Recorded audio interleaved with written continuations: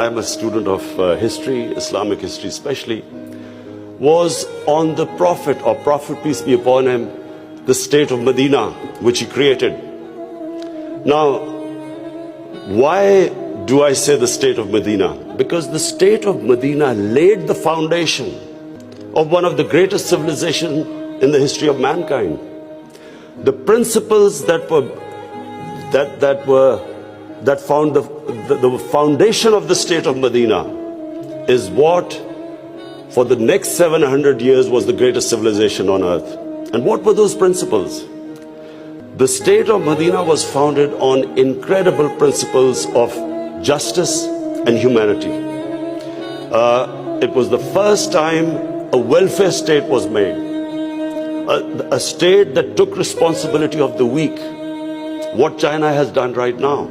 That was the state of Medina, where first time a state took responsible for its poor, its weak, its orphans, its widows.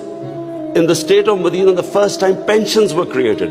Old people were also, it was a humane state. And secondly, there was justice, rule of law.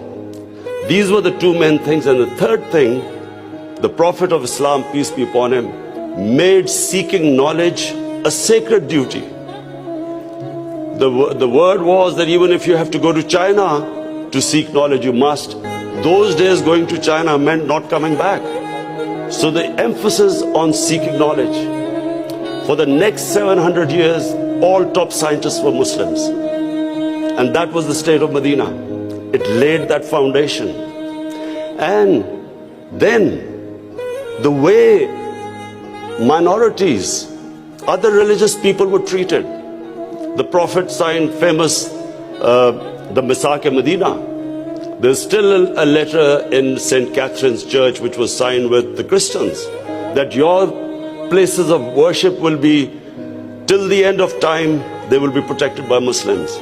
Secondly, that no forcible conversions would be in Islam. Thirdly, the Prophet's last sermon, it is a charter of human rights.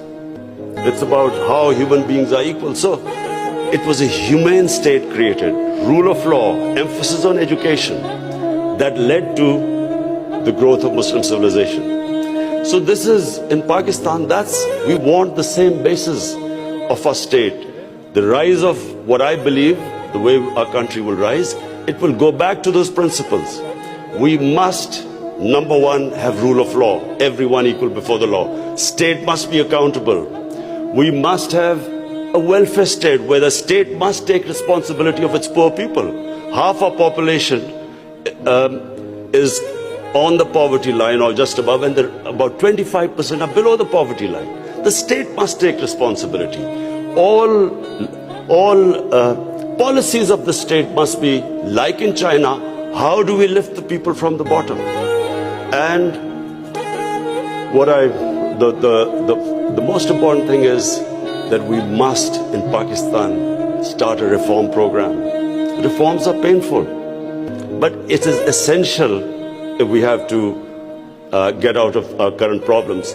So, first of all, I joined politics in '96. From '96 to 2013, there was a very small party. Most of the time, it was one step up and 3 steps down. The first election I contested, we were wiped out.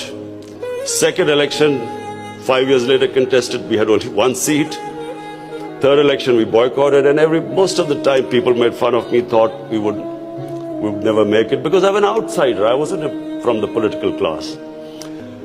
But one big lesson from sports which I learned, you only lose